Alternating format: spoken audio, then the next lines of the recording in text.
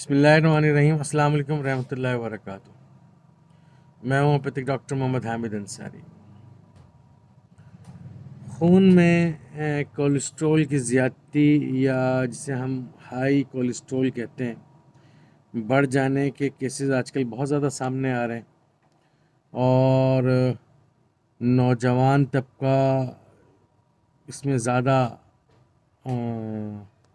मुलव्विस हो रहा है, इसमें ज़्यादा बीमार नज़र आ रहा है, उनके कोलेस्ट्रॉल लेवल बहुत ज़्यादा बढ़ रहा है। हाई कोलेस्ट्रॉल की वजह से दिल के अमराज, high blood pressure, fatty liver, दिल यानी कि जिगर के ऊपर चर्बी का जमा हो जाना, ये आजकल बहुत ज़्यादा आम पाया जा रहा है।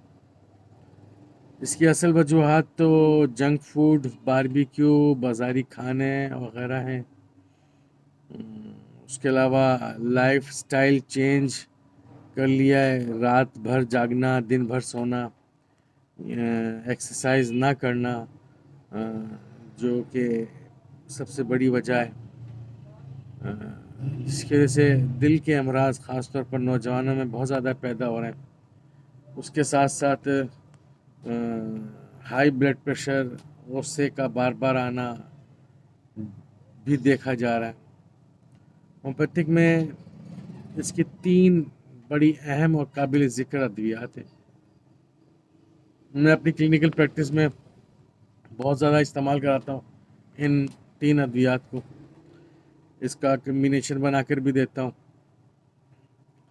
बहुत अच्छे रिजल्ट मिलते हैं। उसमें पहली दवा है क्रेटिगस, दूसरी दवा है चेलिडोनियम और तीसरी दवा है एलियम सटावा। ये तीनों मदर टिंचर के अंदर लेने और इन तीनों को मदर टिंचर्स को मिक्स कर लीजिए और 15 से 20 बूंद सुबह नाश्ते से पहले, दोपहर खाने से पहले और रात खाने से पहले दिन में 3 दफ़ा एक घूंट नीम गर्म या सादा पानी में मिलाकर पीजिए।